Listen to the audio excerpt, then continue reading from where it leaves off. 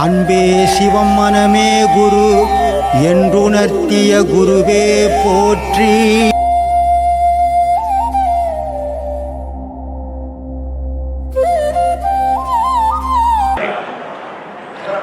நீங்கள் ஒரு வீடியோவில் சொல்லியிருந்தீங்க, நான் நல்லவங்க கிட்ட எல்லாத்தையும் கொடுக்குறேன், எனக்கு எப்படி இறப்போறோன்னு பார்த்துக்குங்க அப்படின்னு சொன்னீங்க. எனக்கு எப்படி இறப்போறோம் அப்படின்னு சொன்னீங்க. ஆமாம். அப்போ எனக்கு ஒரு மனசு ஒரு சங்கடம் ஆகிப்போச்சு. ஏடா ஐயா இப்படி சொன்னவர், இவ்வளோ பாடம் கொடுத்தவருக்கே இவ்வளோ இப்படி சொல்கிறாரு, ஆமாம், வாங்கின நம்மளுக்கு எவ்வளோ பெரிய இதாக இருப்போம் அப்படின்ட்டு அதோட விட்டுட்டியா. இப்போ இன்னொன்று நானே, நான் வீட்டில் எல்லா பேர் சாப்பிடுவாங்க செய்வோம், அவங்களுக்கு நான் தான் வாங்கி கொடுக்குற மாதிரி இருக்கு. அதனால எதுவும் தப்பான்னு கேட்குறேன். எத்தனையோ ஆயிரம் மகான்கள் இந்த பூமியில் அவதாரம் பண்ணாங்க. ஆனால் அத்தனை ஆயிரம் மகான்களும் இந்த மனுஷன் நல்லா இருக்கணும் தான் அவங்க ஒவ்வொரு செயலையுமே செய்தாங்க. ஆனால் அவன் மகானாக இருந்ததால் மனுஷனை என்ன பார்த்தா, மனுஷனாகவே பார்க்கல, அவன் ஆன்மாவாகவே பார்த்தான். ஆன்மாவாகவே பார்க்கும்போது ஆணு பெண்ணுன்ற வித்தியாசமே அவனுக்கு தெரியல. ஒரு ஆன்மா உடலை பார்க்கறது இல்லை. மகானுடைய வேலை அதுதான். ஆனால் அப்படிப்பட்ட மகானை இந்த மக்கள் புறக்கணித்தான். அதே நேரத்தில் உபதேசம் கொடுக்காத விலகி இருந்த மகான்கள், அவங்கள வரைக்கும் நம்மள வரைக்கும் நம்ம பார்த்து போகலாம், ஊர் ஒம்பு நம்மளுக்கு வானான்னு இருந்த மகான்லாம் நோய்வாய்ப்படாமல் இறந்தான். ஆனால் சரி, நம்ம 1000 பாவங்களில் சுமந்தாலும் பரவாயில்ல, மக்களை நல்வழிப்படுத்தணும் அப்படின்னும் போது ஒவ்வொரு மகானும் துன்பப்பட்டு செத்தான். ராமானுஜர் இருக்கிறாரு, அவருடைய குருநாதர்கிட்ட போய் சொர்க்கத்துக்கு போகிறதுக்கு எப்படி வழி, அதுக்கு என்ன சொல்லணும், என்ன செய்யணும் அப்படின்னு குருநாதர்கிட்ட போய் கேட்குறாரு. அவர் 2 ட்ரிப்பும் திருப்பி அனுப்புகிறார். உனக்கு வான் அப்போடான்னு திருப்பி அனுப்புகிறார். இவர் ஓயாமல் போய் அவர்கிட்ட நிற்கிறாரு. அப்போது அவர் சொல்கிறார், இது மாதிரி உபதேசம் கொடுக்குறேன், இதை நீ யாருக்கிட்டும் சொல்லக்கூடாது, நீ மட்டும் சொர்க்கத்துக்கு போக வழி இது, நீ மற்றவங்கக்கிட்ட சொன்னீங்கன்னா உன் தலை வச்சிடும் அப்படின்றார். ஆனால் ராமானுஜர் என்ன பண்ணார், அதை கேட்டுன்னு ஸ்ரீபெரும்புதூர் கோபுரத்தில் ஏறி நின்றுன்னு உலக மக்களே வாங்க, எல்லாரும் சொர்க்கத்துக்கு போகிறதுக்கு வழி சொல்கிறேன் அப்படின்னு அவர் சொன்னார்.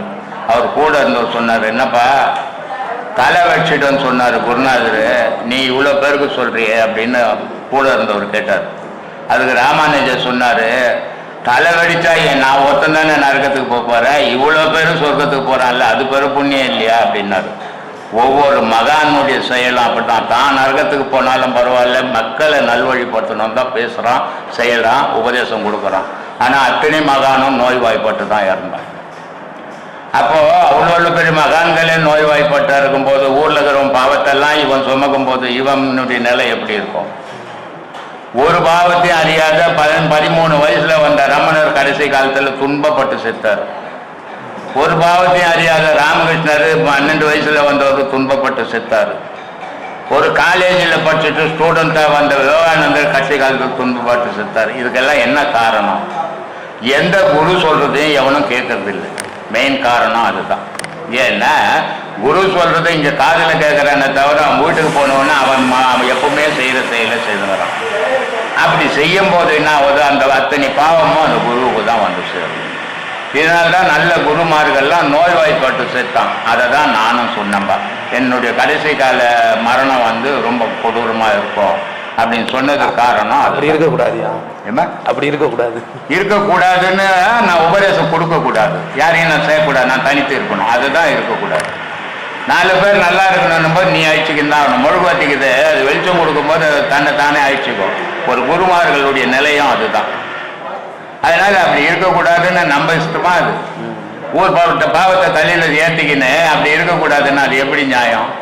எந்த சீடை இங்கே சொல்றபடி நடக்கிறான் சொல்லு? எல்லாம் காதில் கேட்கறதோட சரி, செயலில் கிடையாது. அப்போ அந்த குருமார்கள் பாதிக்கதான்ப்பா செய்வாங்க, அதை தவிர்க்கவே முடியாது.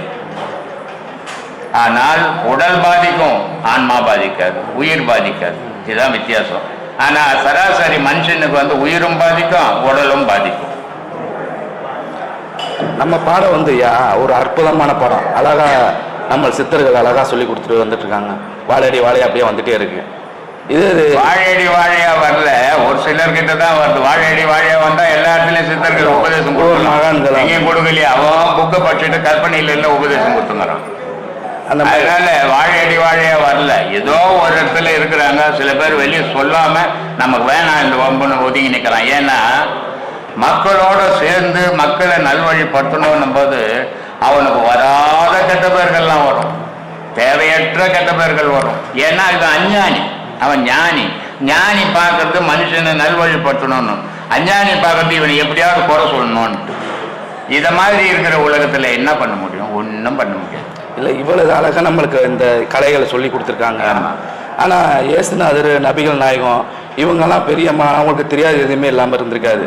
அவங்க ஏன் அந்த 12 சீடர்கள் கூட சொல்லி கொடுக்கல? அந்த நாட்டு மக்களுக்கு கூட யாருக்கும் சொல்லி கொடுக்கல? இது வேற, அது வேற.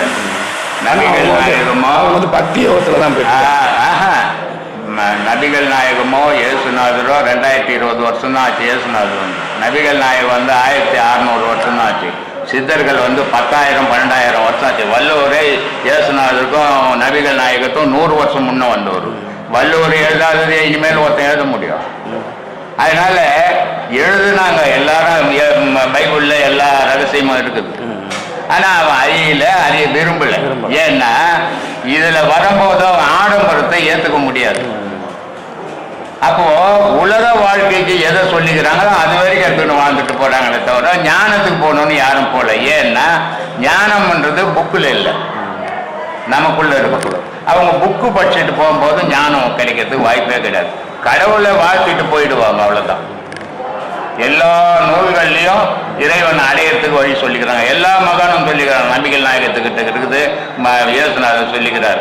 ஆனா மனிதன் அதை எடுத்துக்கல. இவனுக்கு எது சாதகமாகுதோ அது வரைக்கும் எடுத்துன்னு தெரியலாம். சரியான முறைப்படியா? அதான் வித்தியாசம். இப்போ இயேசுநாதர் சொல்றாரு, தட்டுங்கள் திறக்கப்படும், கேளுங்கள் கொடுக்கப்படும் அப்படின்ட்டு. இவன் என்ன பண்றான்? ஊடு ஊடா போய் தட்டுறான். அவர் தட்ட சொன்ன இடம் வேற, இவன் தட்டுற இடம் வேற. அதனால இவன் புரிஞ்சுக்கின்ற அவ்வளவுதான். அதனால அதுக்கு நான் புரிஞ்சுக்கிறதுக்கு ஏற்ற மாதிரி தான் என்னுடைய செயல் இருக்கும். அப்படி போகுமே தவிர அதில் இல்லைன்னு தான் சொல்ல முடியாது. பைபிள்லயும் எல்லா ரகசியமும் இருக்குது, குரான்லயும் எல்லா ரகசியமும் இருக்குது. ஆனா மனிதன் வந்து அவன் வாழ்க்கைக்கு எது தேவையோ அது வரைக்கும் எடுத்துக்கினாங்க. அதனால அவங்க சொல்லலன்னு சொல்ல முடியாது.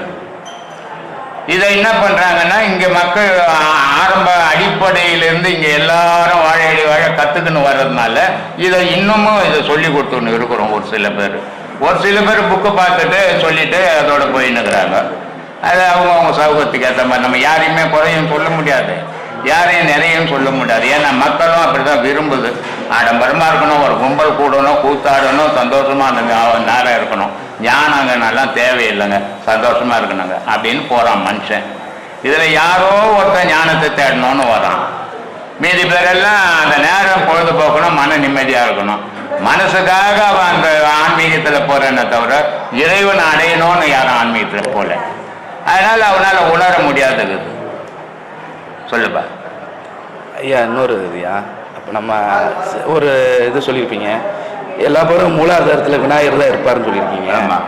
ஆனால் நீங்கள் ஒரு பாடல் பாடியிருப்பீங்க, இருட்டறையில் மூளையில் இருந்த கண்ணி குருட்டு கிழவன் கூடல் அறிந்து குருட்டினை நீக்கி மரட்டி அவளை மனமுறிந்தாளே. அப்ப அந்த இடத்துல வந்து அம்மன் இருக்காங்கன்றீங்க. ஆமா, அது அம்மனை இப்போ கிராமத்துல எல்லாம் பாத்தீங்கன்னா அம்மன் சிலை இருக்கும். அம்மன் சிலையை பாம்பு போய் மூடினுக்கும். கண்ணு தான் தெரியும் அம்மனுக்கு, மீதி எதுவும் தெரியாது. அதே மாதிரி மூலாதாரத்துல அம்பால விநாயகர் தான் மூடிக்கிட்டு இருக்கிறார். அதான் ராகு கேதுன்றது.